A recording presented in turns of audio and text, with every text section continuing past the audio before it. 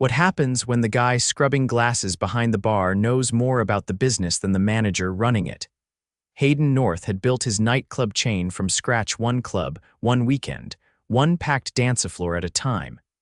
18 locations now, all across the country. But lately, his flagship club downtown had been pulling weaker numbers. Reviews were mixed, some praised the vibe, others called it cold, unwelcoming, even unsafe. Hayden hated vague reports and sugar-coated excuses. He'd built everything on knowing what really happened on the floor, not what someone told him in a meeting. So he buzzed his longtime assistant, told her to clear his week, and headed to the city with a plan. He'd be Ryan, a new barback on night shifts. No one at this location had met him personally. Most of the newer staff only knew the name Hayden North from the employee handbook or the signature on their paycheck.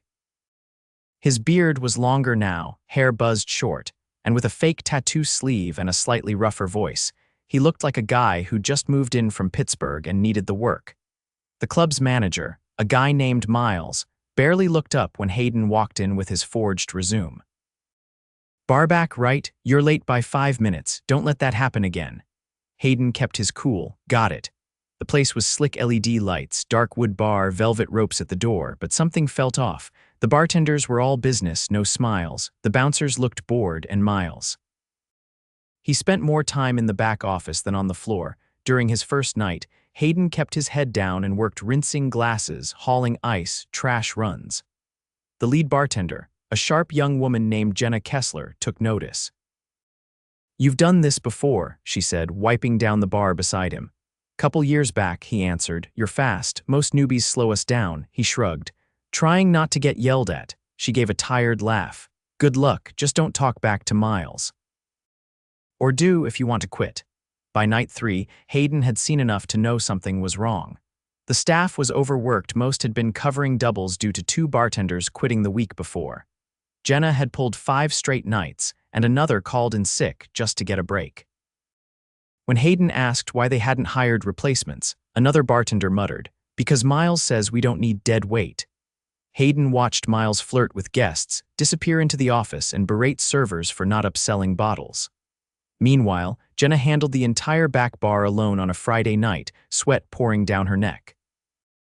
Late that night, after the last guests shuffled out and the music finally cut, Hayden stayed behind to help Jenna restock. "You ever think about quitting?" he asked casually, loading bottles onto the shelf. Jenna paused, then leaned her hands on the counter. "Every night," he looked at her. "Why don't you?" she hesitated. "Because I've got a little sister living with me. She's 17. I can't risk losing my job right now." Hayden nodded slowly. "That's a lot to carry." Jenna glanced toward the office door, then back at him. "I wouldn't say this to just anyone, but Miles. He's been skimming tips. Not from guests, he takes our pooled tips before payout. Says it's for inventory shrinkage, but it's not. We've all seen him pocket it." Hayden froze, bottle still in hand. "He ever say anything to you directly?" he asked. "Once. He told me if I didn't like how things were run, I could go bartend at some dive. He said, no one's gonna care what a girl like you has to say." Hayden clenched his jaw. "You ever report him?" "To who?" "He's the manager. The district guy only shows up once every few months. Even then, Miles is on his best behavior." She looked down. "I'm just tired. This place used to feel alive. Now it just sucks the energy out of you." Hayden didn't say much after that, just helped her close up, gave her a quiet good night, and walked out into the early morning dark. Back at his hotel, Hayden sat at the edge of the bed, staring at the floor. He'd built this brand on energy, music, and people. Not fear, not silence, not whatever the hell Miles was doing. He rubbed his face, feeling the weight of it all. Tomorrow, he'd come in again. One more night behind the bar, then it would be time to clean house. Hayden showed up early the next night. Not because anyone asked him to, but because he couldn't shake what Jenna had told him. The tiredness in her voice had stuck with him. So had the way the other bartender, Rico, kept glancing toward the office like it was enemy territory. The front door was still locked when he arrived. He waited until a bouncer named Malik came sauntering up with headphones still in, nodding when he saw Hayden. "You're early," Malik said, unlocking the door. Hayden followed him inside. "Couldn't sleep." Malik gave him a sideways glance while they walked in. "Trust me, after a month here, sleep's all you'll want to do." Inside, the place was quiet, the lights still dimmed from last night's close. Hayden walked behind the bar, started stacking clean glasses, checking the ice bins. It was basic prep work, but it gave him something to do while he kept his ears open. By the time the other staff started trickling in, the mood was already tense. Rico arrived next, eyes heavy, hoodie pulled over his head. He didn't say much, just gave a nod and started checking bottles. Jenna came in 10 minutes later, moving slower than usual. She didn't even look at the office door. At 5:30, Miles finally strolled in with a to-go coffee and sunglasses on, even though the sun was already down. He didn't greet anyone, just walked straight to the office and shut the door. Jenna leaned in toward Hayden while wiping down the bar. "He hasn't scheduled a second barback again. You mind sticking to back bar tonight?" "I got it," Hayden said without hesitation. As the night picked up, the crowd came in fast. A line formed outside before 7. Inside, the music was loud, the floors packed, and the pace relentless. Hayden stayed in motion, restocking, cleaning, hauling empties. Rico worked the main bar. Jenna held down the far end, juggling cocktails and bottle service. Around 10, Hayden noticed a woman at the bar struggling to get a drink. She was older than the typical crowd, maybe late 40s, dressed in a sleek navy blouse and jeans. She wasn't dressed for the VIP section, but she looked like she belonged, confident, composed. Still, no one was serving her. She waved once, then again. Rico saw her, looked away, and kept filling orders for the younger guests crowding the bar. Hayden slid over. "You been helped," she smiled politely. "Not yet." He stepped back toward Rico. "Someone's been waiting at position 6. Rico didn't even glance up. "Tell her to move." "I got bottle tabs lined up. She's been waiting 10 minutes. Then she can wait 10 more. Hayden's jaw tensed. He walked back to the woman and made her a gin and tonic himself, sliding it over. "On the house," he said quietly. She raised an eyebrow. "That's not necessary." "It is tonight." She nodded once, took the drink, and disappeared into the crowd. After midnight, things got worse. One of the bouncers brought in a kid who looked barely 21, bleeding from the nose. "Guy outside shoved him into a wall," he told Miles, who had finally emerged from the office. Miles looked annoyed. "Did he start it?" "No, saw the whole thing. Other guy was way bigger." "Then kick both of them out," Miles said, brushing past him. Hayden watched from behind the bar, stunned. Jenna whispered to him while she poured drinks. "He doesn't want cops or drama, says it kills the vibe." At 1:30, a glass shattered on the main floor.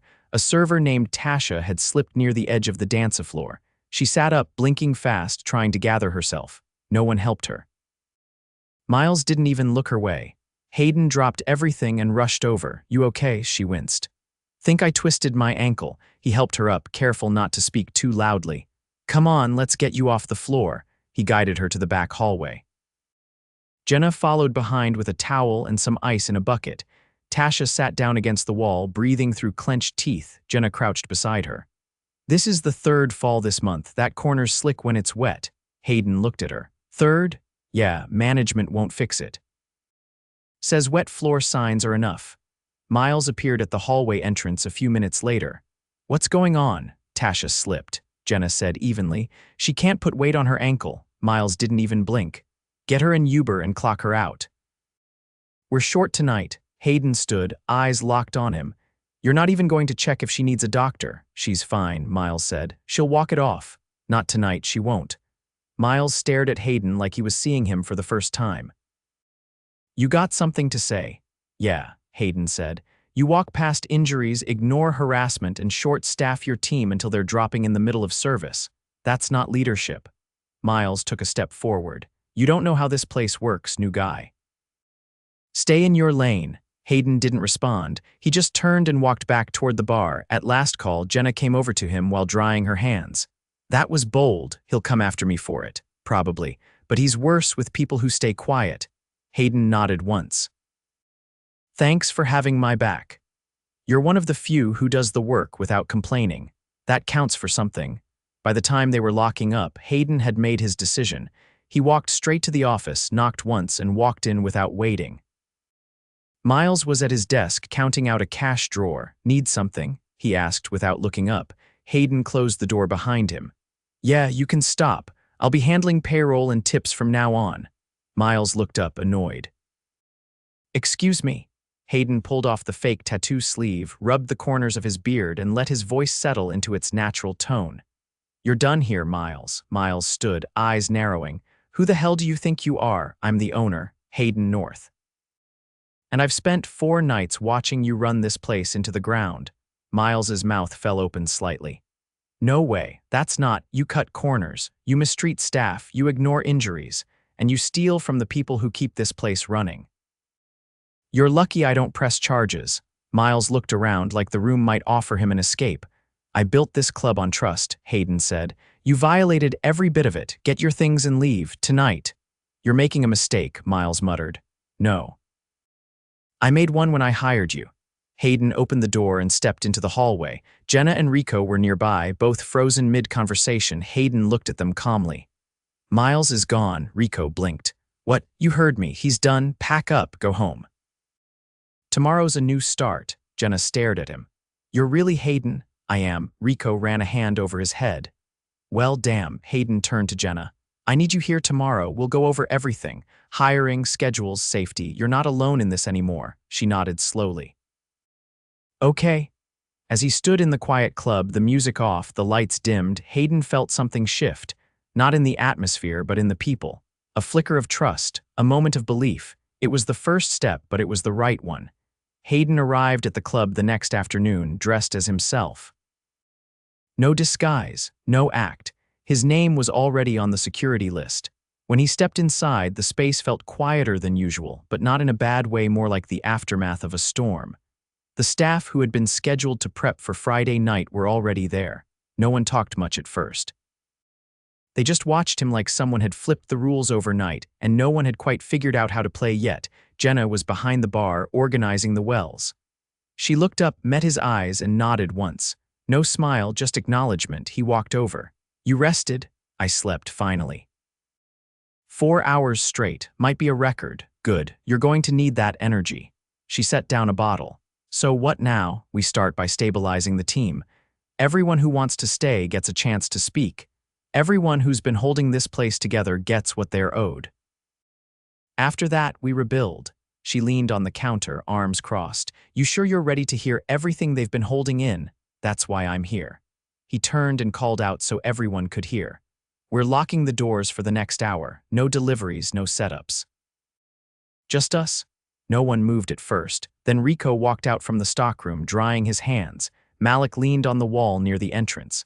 Tasha limped in cautiously, ankle wrapped. Even the new server they'd just hired, a nervous-looking guy named Devin, stood by the DJ booth, eyes darting. Hayden waited until it was quiet. I spent the last week watching this place from the floor, not as an owner, not as a boss, just someone working beside you. What I saw wasn't a staffing issue. It wasn't scheduling. It wasn't even the crowd. It was leadership, and that's on me. I put someone in charge who didn't deserve your trust. That's over. Rico crossed his arms, voice low but steady. So what happens to the rest of us? We've been covering 3 stations on some nights. Some of us haven't had a weekend off in months. You're not imagining that, Hayden said. I pulled the last 6 months of schedules this morning. You've been carrying more than any team should. Starting this weekend, we're bringing in 2 temps from another location to ease the load. I'm also cutting capacity by 20% until we're fully staffed again. Someone exhaled audibly. Jenna looked at him. That'll cost you. Better that than cost someone's health. Malik raised a hand. I've got something. Hayden nodded to him. I've worked doors at 5 places. It's the first one where management told us to ignore fights if the guy paying for a table was the one causing them. Couple weeks ago, a woman came out crying from VIP, said a guy grabbed her arm. Miles told us to de-escalate quietly and not ruin the guest experience. I wasn't okay with it then. I'm still not. Hayden's jaw tightened. What's her name? Didn't catch it. She left fast. Hayden turned to Jenna. Was she served at the bar? I don't remember anyone saying anything, but VIP has bottle service. She might have never come to us. Going forward, Hayden said, if anyone reports something like that, even a whisper, we stop service, pull the guest out and call it out loud. No more hiding behind vibe management. If you're not safe here, you don't belong here. Devin raised his hand slowly. What if you're new, and you see something but you don't know who to tell? Then you tell me, Hayden said. Or Jenna, or anyone wearing the black keychain tag. That'll be something we implement designated points of contact every shift, easy to spot, no excuses. Rico shifted his stance. What about the tips? I've already reviewed the last 12 weeks of payouts. If you were shorted, you'll be reimbursed in full by next Friday, no exceptions. Tasha leaned against her stool. Even if we didn't have exact numbers. I sat with finance this morning, Hayden said. We matched transaction logs against what was reported. Some nights came up short by hundreds. I'm not guessing. I know what each of you is owed. She blinked, then looked down at her wrapped ankle. So, we matter again. You always did. I was the one who forgot that. Silence hung for a moment. Then Jenna stepped out from behind the bar. There's something else, she said. We've been training new hires ourselves. No manuals, no protocols, just hoping they keep up. It's why people burn out fast. Not anymore, Hayden said. Starting Monday, we bring in a trainer from our Los Angeles location. She'll work one-on-one with anyone who wants to move up, not just survive the shift. Malik nodded slowly. That's real. Appreciate that. Hayden looked around the room. This club was built to be more than just lights and sound. It was supposed to be a place where people felt something, staff included. We lost that. I lost that. But if you'll stay, if you'll work with me, we'll build it back. No one clapped, no one cheered, but heads nodded, shoulders relaxed. And no one left the room. By 6, the doors reopened. The prep shift kicked into gear. Jenna pulled Devin aside and started walking him through the service sequence with a clipboard and actual instructions. Malik reviewed crowd flow with the new security lead Hayden had sent over from another club. Rico stayed behind the bar, checking pour spouts and making notes on bottle levels. Not because anyone told him to, just because it finally felt like it mattered again. Hayden took a seat at a corner booth, out of the way, watching the floor come back to life. He didn't have to ask how things were changing. He could see it. In the way, Jenna took her time explaining the POS system to Devin instead of just handing him a cheat sheet. In how Malik didn't just check IDs, he actually greeted people, made eye contact, gave short nods that made the line move smoother. In the fact that when Tasha sat down for her break, nobody rushed her or side-eyed the clock. Later that night, the music hit a familiar rhythm. Energy pulsed through the room, but it wasn't frantic. It was steady, controlled. There were fewer guests than a normal Friday, but the ones who were there stayed longer, tipped better, and didn't crowd the exits in waves. Hayden stood by the back rail, watching. Jenna approached, wiping her hands with a bar towel. You good? She asked. Better than good, Hayden replied. You? She looked out across the floor. Feels like the club I applied to work for, that's something. Hayden nodded once. We're not done, but we're moving. She didn't answer. Just gave a quiet, satisfied breath and walked back to her station. Hayden stayed there a while longer. No clipboard, no headset, no orders to give, just listening, watching, learning. He didn't need to run the floor anymore. He just needed to make sure the people who did had what they needed. That was the job now. By the following Thursday, the rhythm of the club had begun to stabilize. Hiring was still in motion. 2 new barbacks were being trained under Jenna's supervision on alternating shifts, and a third candidate was scheduled for a trial the next evening.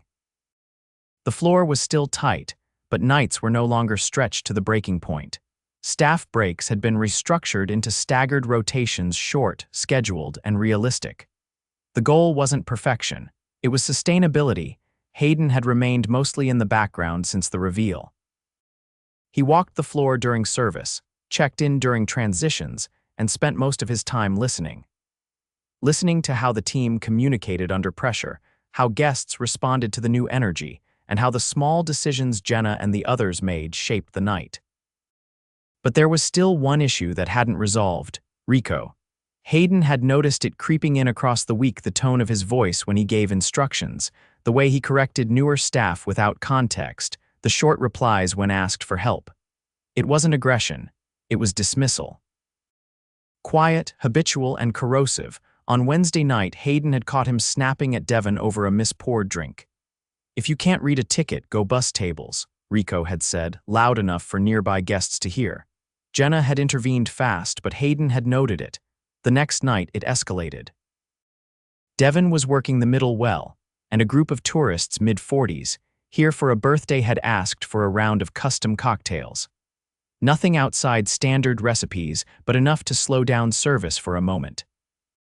Rico leaned over the bar and said flatly, "If you want that kind of drink, go to a hotel bar. We move fast here." The guests looked confused, then embarrassed. One of them asked to close out early. Once the rush had eased, Hayden stepped behind the bar and nodded to Jenna. She caught his meaning and took over Rico's station without a word. Hayden pulled Rico toward the back hallway, away from the music. Rico crossed his arms. "If this is about the birthday group, they were holding up the line. I kept the flow moving." "They left early," Hayden said. "You didn't keep the flow. You told them they didn't belong. They were slow. You weren't behind the stick, man. You didn't see it." "I've seen enough to know the difference between fast service and disrespect." Rico rolled his eyes. "Come on. You think I'm the only one who's short with people when it's slammed?" "No," Hayden said calmly. "But you're the only one who's made 5 guests complain in 4 nights." Rico blinked. "What? I read the messages myself. They didn't name you, but they described you. Precise. Same time, same station. You're not just short, you're dismissive. That's not who we are. So what? I get written up. You're suspended for 3 shifts, unpaid." Rico's jaw tightened. "That's too much." "The alternative is permanent," Hayden said. "Decide how you want to come back. If you're not here to build people up, don't bother." Rico didn't respond. He walked toward the back exit without looking back. Hayden exhaled once and rejoined the floor. The rest of the night ran smoother. Devon looked more settled without Rico shadowing him. Jenna handled a difficult guest with a tact Hayden admired, firm but composed. Malik coordinated with the new security lead to redirect the late-night crowd to side exits, cutting down on door congestion. Small wins, but they mattered. By closing, Hayden gathered the core team in the back lounge. It wasn't formal, just a chance to check in before the weekend. He stood by the service fridge and waited until everyone was seated. "I want to say something before we all crash," he said. "This week's been about correction. Next week's about investment." Tasha leaned forward slowly. "What kind of investment, you tell me?" Hayden said. "What do you need to do your job better? Not just to survive the shift, but to grow?" Malik spoke first. "Better lighting near the exits. We've had 2 stumbles in that back corridor just because people can't see the last step." "Noted." "I'll have maintenance install LEDs before Saturday." Jenna glanced around. "A staff-only walkie system. Nothing crazy, just a few linked radios so we're not screaming across the floor or asking runners to play messenger." Hayden nodded. "You'll have them by Monday." Devon hesitated, then cleared his throat. "A printed cocktail log with breakdowns. I've been writing stuff down, but it'd help to have one format." Jenna turned slightly toward him, surprised. Hayden met his eyes. "You'll write the first draft. Jenna will help format it. We'll print it and bind it for new hires. Your name stays on the inside cover." Devon blinked, then nodded. Hayden looked at Tasha. "Anything from you," she thought for a moment. "Shoes, not for me, for everyone. We're on our feet for hours. Nobody wants to buy $100 pair just to keep up." He considered it. "I'll set up a footwear stipend, 1 per year up to $80. We'll source options that meet safety and comfort specs." The group looked around at each other, quiet but registering the shift. "I'm not handing out favors," Hayden said. "I'm investing in people who have already earned it. You've held this place together longer than you should have had to. That ends now." Jenna stood, not abruptly, just with intent. "You know," she said, "when I first started here, I thought this place had potential. Then I thought I was wrong." Hayden watched her, silent. "But maybe the place didn't change. Maybe we just needed someone to see it from the floor again." He gave a quiet nod. "That's why I stayed down there." She looked around the room. "Then maybe we finally have a shot at something better." As the team left for the night, Hayden lingered by the glass doors, watching the street outside. It was quieter than usual. The neon sign glowed faintly against the pavement. He didn't feel triumphant. He felt grounded. The bar was still short-staffed. The systems weren't perfect. There were still long nights ahead, but the foundation was real now, not built on brand, not on polish, built on people, and that was enough.